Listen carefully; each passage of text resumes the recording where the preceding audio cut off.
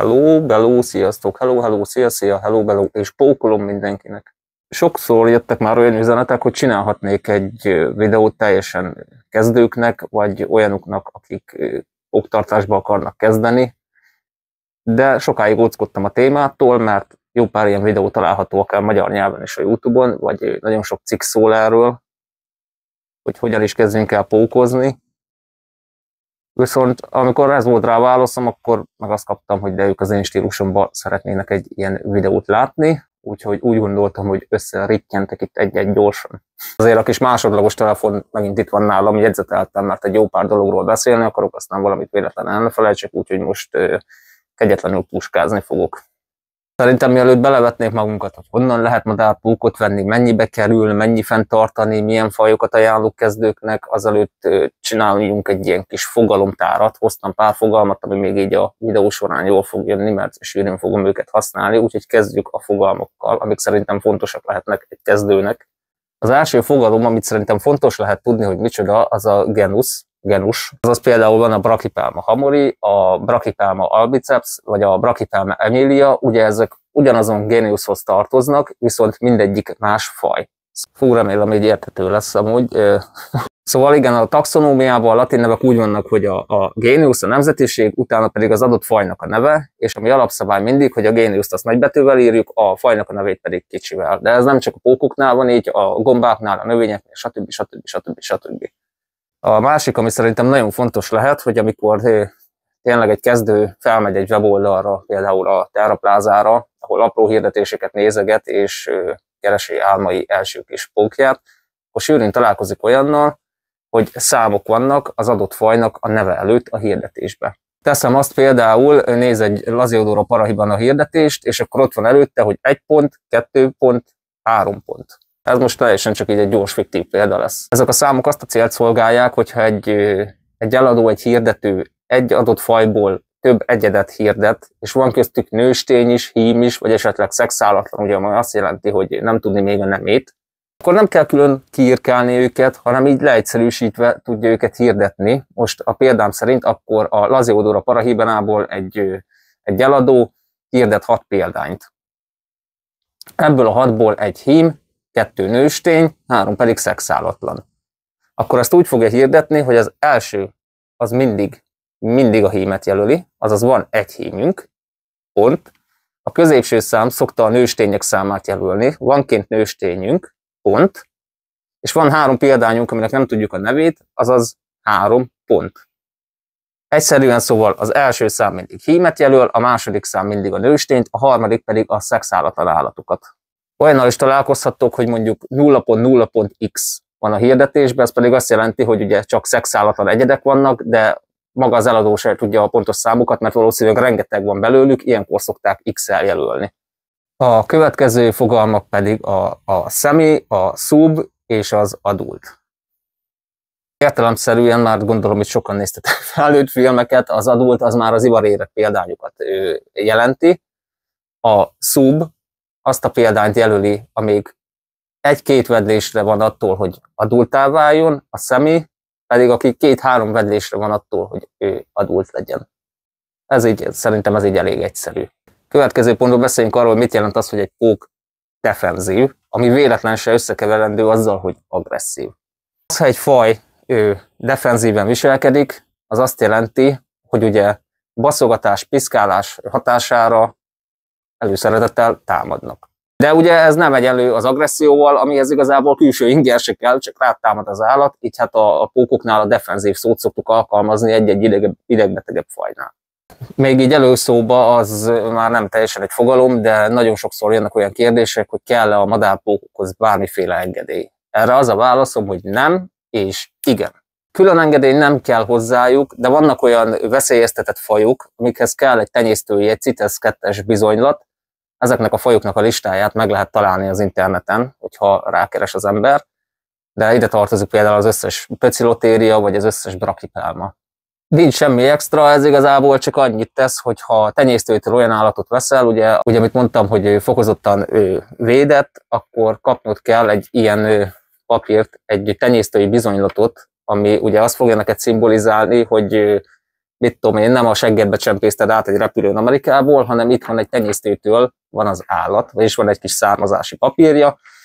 Persze ez most értelemszerűen nincs kitöltve, mert nem szeretném likelni a címem, de ez egy forma nyomtatvány, ezt a tenyésztők letöltik az internetről, és amikor olyan állatokat adnak el, amikhez szükséges, ez a papír egyszerűen kitöltik a saját címükkel, felírják az állatnak a pontos latin nevét, felírják az egyedszámot, és a többi, és a többi, és a többi. Ha pókot vesztek, akkor érdemes utána nézni a neten, hogy kell hozzájuk ilyen papír, és tessék követelni az eladótól, hogy töltsünk ki egyet. Biztos, ami biztos, bár nagy valószínűséggel a büdös erdben senki nem fogja kérni, de én is vezetem mindet, mert tudjuk, milyen jó országban élünk.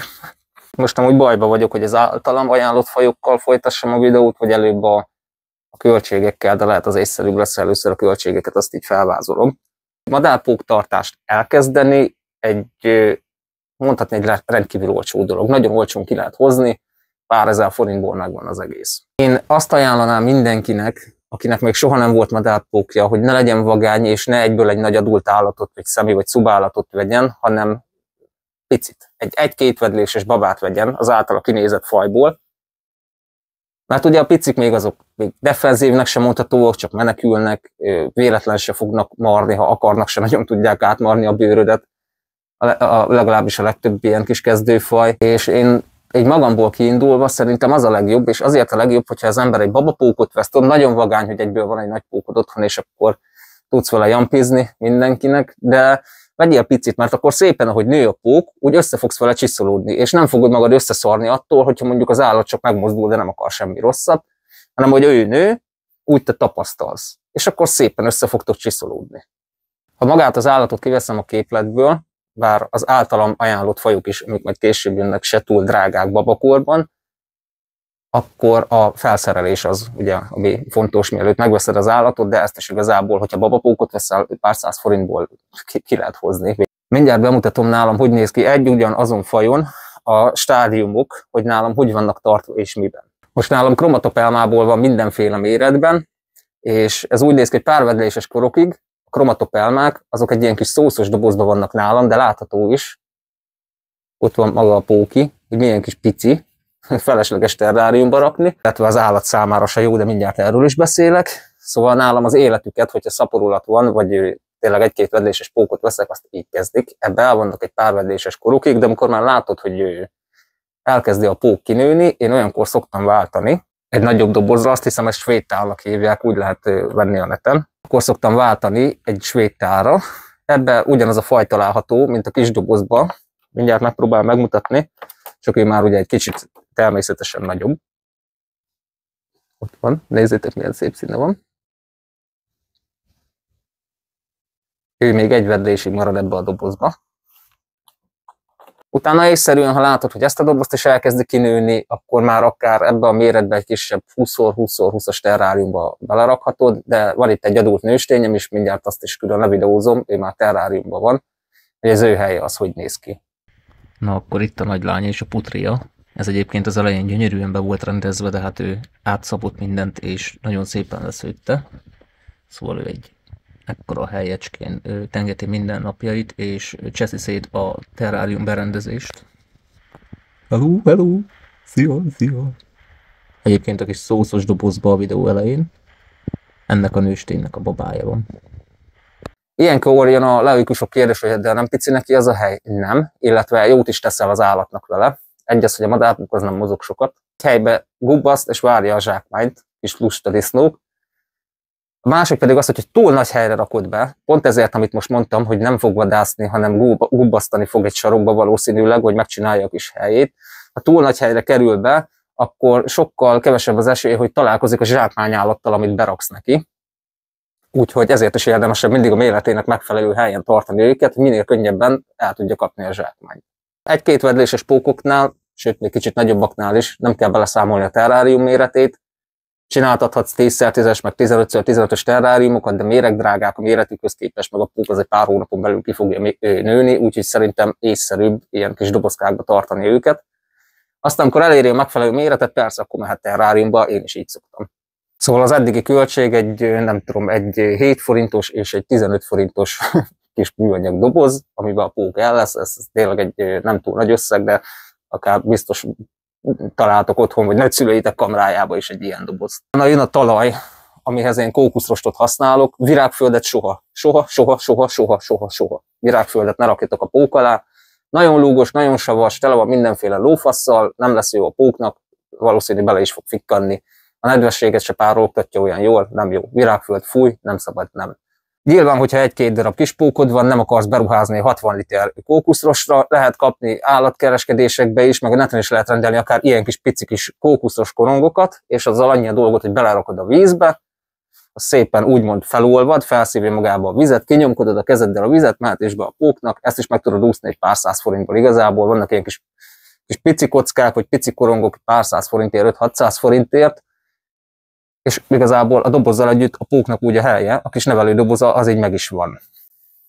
Még egy dolog kell, ugye, mert a párásítás fontos a pókok számára, hogy meglegyen a megfelelő páratartalom.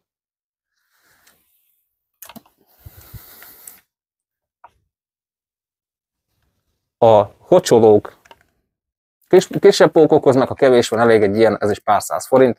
Szóval a póknak a helye, meg a felszerelés az nagyjából már egy 1000-esből össze is tudod rakni. A nagyobb költségek nyilvánvalóan a nagyobb állatoknál vannak, terrárium, én szeretek parafát berakni nekik, műnövényeket, de hogyha így elkezded, ez így egy tökéletesen elég kezdőpak lesz a pici pókoknak. Majd fejleszted utána szépen, ahogy nő. Elértünk a videónak azon pontjára, ahol fel kellene sorolnom pár fajt, ami szerintem jó kezdőknek. Ahogy elnéztem a videókat, mindenki ugyanazt szokta mondani, az pedig a Tiltocatl albopilózum, vagyis a göndörszőrű madárpók, de én nem azt mondanám. Persze az egyik legnyugodtabb faj, viszont valljuk be, főleg egy kezdő számára, én imádom őket, de nem túl látványos, lassan is nő ahhoz képest, úgyhogy lehet, hogy ettől nem fog olyan hamar megkedvelni a pókokat. Én egy teljesen más listát állítottam össze, ugye még mindig szokták ajánlani kb. Az összes brachypelmát, nagyon szépek, nagyon lassan nőnek. Ezért mondanám azt megint csak, hogy kezdőknek nem, hogy ott van kb. Az összes grammosztola, nagyon szépek, nagyon lassan nőnek. Úgyhogy én próbáltam egy egyéni listát összeállítani. Bár párra lehet azt mondanák, hogy inkább középhaladó fajok lesznek rajta, de én most magamból indultam ki, amikor én kezdtem el a pókozást, hogy ezekkel az egyedekkel én tök jól elboldogultam annak idején is, még amikor kb. Semmi tapasztalatom nem volt. Ezt a pár fajt a következő szempontok alapján válogattam össze.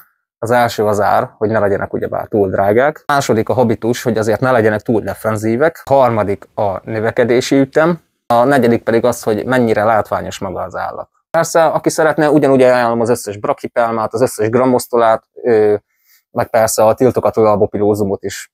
Remek kezdőfajok, de én mással kezdenék, hogyha újra kezdeném. Nagyon jó kezdőfaj lehet, hogyha kicsit veszel természetesen, az Acanthoscurria geniculata. Hatalmas nagyra növő, robosztus dögök, hatalmas nagy étvággyal, látványosak is, és gyorsan is nőnek. Defenzívnek azért tudnak defenzívek lenni, de nem azok a kezelhetetlen pókok szerintem kezdők számára. Én egy nagyon jó kezdőfajnak tekintem, úgyhogy bátor szívvel tudom ajánlani. Részletekben menően nem fogok most a fajokkal foglalkozni, mert kb. Fajokra lebontva is már rengeteg magyar nyelvű YouTube videót található róluk, meg cikk, úgyhogy nyugodtan utána tudtok olvasni, vagy más csatornákon videókat nézni róla, mert itt soha nem végeznék ezzel a videóval, ha még belemennék a különböző fajoknak a tartási technológiájába, de nagyjából mindegyik meg fog egyezni. Olyan nagyon de nagy különbség az nincs köztük. Második, amit én ajánlanék kezdésnek, itt, amivel demonstráltam is a dobozok méretét, az a Chromatopelma cyanopubescens. Egy baromi szép színű, gyönyörű pók, ami borzasztó sok hálót sző, az egész terráriumot képes lefedni lepelhálóval, így még látványosabbá teszi az élőhelyét. Nagyon szép dísze lehet szerintem egy kroma terrárium a lakásnak is. Gyorsan nőnek, viszont jóval kisebbek, mint a genikulaták, ők nem egy akkora hú, de nagy madárpókok, viszont a színük az szerintem mindenért kárpótolhat mindenkit, plusz ugye a gyönyörű hálójuk. A harmadik, amit ajánlanék, az a Monocentropus balfouri. Ennek a fajnak az az érdekessége, hogy tartható kolóniában is, azaz egyszerre 10 egyedet is tarthatsz együtt, és szépen elvannak, anélkül, hogy elkezdenék egymást gyilkolni. A többi madárpók az igazából előszeretettel leüli egymást, hogyha egy helyre kerülnek, ez alól is van pár kivétel, mondjuk a kiskoruktól együtt vannak tartva, a legtöbb pöcilotériából lehet kolonizálni, de én azt se ajánlanám.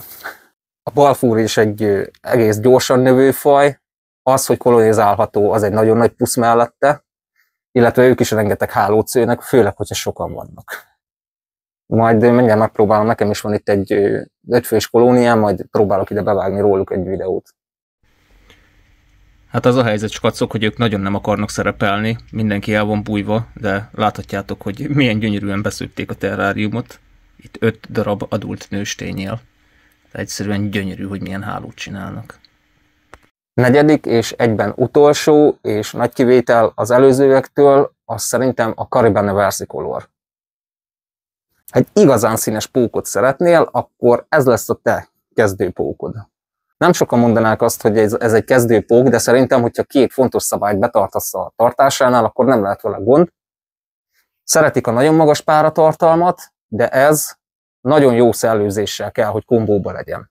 Vagyis legyen nála magas a pára, de nagyon jól is szellőzön a terrárium, és akkor így igazából minden meg van oldva, nagyon szépen elkezdenek növekedni. Gyorsan növő faj, gyönyörű színei vannak, viszont fánlakó, úgyhogy elég gyors, erre nem árt figyelni, de én azt mondanám, hogy akinek van egy kis gógyia, az nyugodtan kezdőpókként is vehet egy picit magának, és akkor szépen, ahogy mondtam, csiszolódna. Próbáltam ezen a szokásos tiltokatöl albopilózum, meg brachypelma grammosztól a listán változtatni, de elmondtam, hogy igazából akik erről készítettek videót, teljesen igazuk van, mert a legjobb kezdőfajok, de ha mondjuk valaki türelmetlen, vagy szereti a gyorsan és látványosan növő állatokat, akkor szerintem itt az általam felsorolt 4 állat az inkább neki való. Az árukról annyit. Tételezzük fel, ahogy ajánlottam is, hogy picit veszel. Mind a 4 faj, amit felsoroltam, egy 1-2 vedléses példány, egy pár száz forinttól 2-3 ezer forintig terjed, szóval nem egy fú de nagy földhöz vágós dolog. Úgyhogy ha el szeretnéd kezdeni a madárpókozást, egy dobozzal, tőzeggel, meg egy madárpókkal, ha a maxot is mondom, 4-5 ezer forintból el tudsz indulni, ami azért most lassan már 1 kiló kenyér sajna.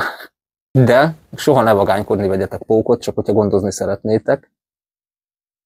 Ez alatt azt értem, ugye, amit mondtam is, hogy ne vegyetek egyből nagyot, csak azért, mert hogy nekem ekkora faszom van, mert mi van nekem otthon, mert valószínűleg nem lesz jó vége, és félni fogtok tőle. Ismerjétek így kiskoruktól kezdve ezeket az állatokat, aztán nem lehet baj. Remélem, legalábbis vannak érdekes emberek azért. Ugye, Bot Zoli? Ugye? Ugye vannak azok a kérdések is, hogy honnan lehet ilyen állatokat beszerezni. Elég sok bőrze van már Budapesten, ahol meg tudjátok ezeket az állatokat nézni, beszélgetni az eladókkal is, ilyen például a Terra Plaza, a Nemzetközi Rovarbőrze, és a többi. Google-on meg tudjátok őket keresni, illetve mikor van az időpontjuk. Plusz mondjuk ott van a Terra Plazának van egy weboldala, ott elég sokan hirdetnek állatokat, ott is szét tudtok nézni, fel tudjátok venni a kapcsolatot az eladókkal, és így tovább. Aztán itt az etetésük, ugye, hogy mivel szokták őket etetni, igazából lisztkukactól kezdve a tücskön át a csótányig, mindennel a pók méretének megfelelően én úgy szoktam nekik adni, hogy mondjuk az eleségállat az fel akkora legyen, mint maga a pók, akkor szépen le tudják vadászni, de véletlenül olyan eleségállatot kapsz, ami ettől egy kicsit nagyobb, vagy kb. Akkora, mint a pók, akkor érdemes előtte agyon nyomni. A pók majd szépen oda megy, és ugyanúgy meg fogja zabálni, viszont a nagy eleségállatoktól csak félni fog és menekülni, szóval azt ne. Ezeket is ugyanúgy be lehet szerezni. Állatkereskedésekbe is kaptok vadárpóknak tücsköt, csótányt, lisztkukacot. Mondjuk lisztkukaccal én gyűlölök etetni, azt megmondom őszintén.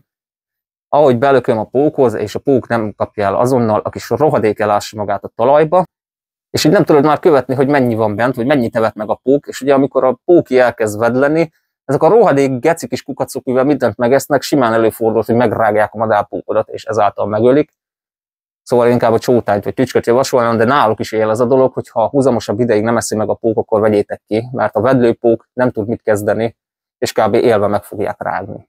Most ennek sincs túl nagy havi költsége, mondjuk ha van 1-2 darab kis pókod, veszel egy doboz kis csoki csótányt, mit tudom én, 1500 forintért kb., az neked nagyon sokáig be fog járni. Az etetésüknek nagy havi költsége nincs, főleg, hogy szerintem bőven elég hetente egyszer etetni őket. A párára viszont figyeljetek, hogy ne nagyon száradjon ki a talaj, én általában a kis dobozoknál is úgy szoktam, hogy a felét befújom vízzel, a másik felét hagyom szárazon, és akkor majd a pók eldönti, hogy hova fog mászkálni. Biztos van még valami, amiről beszélni akartam, ahogy csak kihagytam, úgyhogy pucskázok. Összesítve azon gondolkodtam, hogy kinek ajánlanám, és kinek nem ajánlanám a madárpóktartást. Én mondjuk azon embereknek ajánlom elsősorban, akik az elején szeretnek úgy állatot gondozni, hogy van bennük egy kis adrenalin.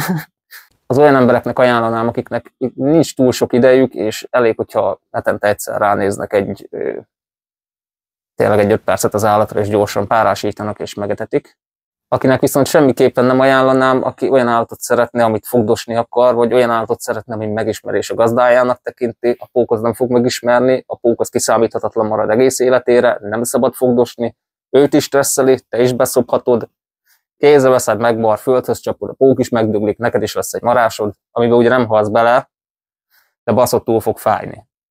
Takarításról még ilyen sűrűn az a kérdés, az még szerintem jól lehet egy ilyen kezdő videóba, mennyi időnként takarítom őket. Az az igazság, ha nincs okom rá, akkor akár évekig is ugyanazon a talajon vannak. Annyi, hogy az összecsomósodott kajamaradékot azt kiszoktam szedni természetesen, hogy ne kezdjen el bepenészedni. Az előlapi üvegeket azokat leszoktam mosni, amikor már nagyon összekakálják, meg összeganézzák, de ha a talaj nem kezd el mondom penészedni, akkor évekig is el vannak ugyanazon a talajon. Nagyon fontos, ez vonatkozik terráriumokra, dobozokra, mindenre, hogyha vízköves lesz, és mégis ki akarod takarítani, vagy költözik az állat, és le akarod zsugázni a terráriumra a vízkövet. Soha, de soha nem használunk semmilyen vegyszert. Semmit. A legjobb szerintem, ami nálam mindig bevált, és 10 plusz éve ezt használom, az a fantasztikus ételecet. Fogsz egy kis szivacsot, valamit, egy kis ételecet rá, lesikálod vele szépen a terráriumról a vízkövet, utána jó alaposan átöblíted vízzel, ugye ecet se párologjon benne. Én olyankor még hagyni szoktam egy fél órát szellőzni, utána már rendezem is befelé, és megy bele az állat, de vegyszert ne használjatok soha, illetve a terrárium soha nem lehet olyan helyen, ahol közvetlen napfény éri ablakból. Hát nyáron lesz benne 80-90 fok, amit a pók annyira nem fog úgy szeretni. Nagyon összeszedetlen videó lesz ez most, igazából nem is készültem rá, csak így beálltam a kamera elé, meg összeírtam pár pontot, amiről beszélni szeretnék. Remélem, úgy nem igazán hagytam ki semmit belőle, és remélem, attól még egész nézhető lesz. De majd úgyis a kommentekből azt majd látni fogom, és ki fogom tudni deríteni. Nem jut szóval, mivel nem jut más az eszembe, így hátulról teszem. Így szerintem lelőm ezt az összeszedetlen, undorító videót, és elkezdem megvágni, hogy ezért mégis úgy nézzen ki, mint ami össze van szedve, illetve még felveszek pár képet, amit megígértem. Nagyon szépen köszi, ha megnézted, ezt még jobban megköszönöm, hogyha mondjuk lájkolsz, hagysz itt egy algoritmus támogató kommentet, vagy feliratkozol. Azért nagyon nagy puci láv, meg szercsi mindenkinek.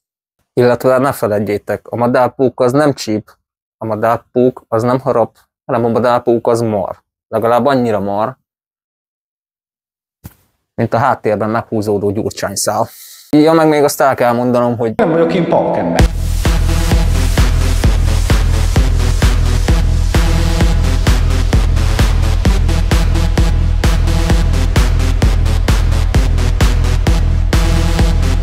Jó Isten, verjem meg titeket!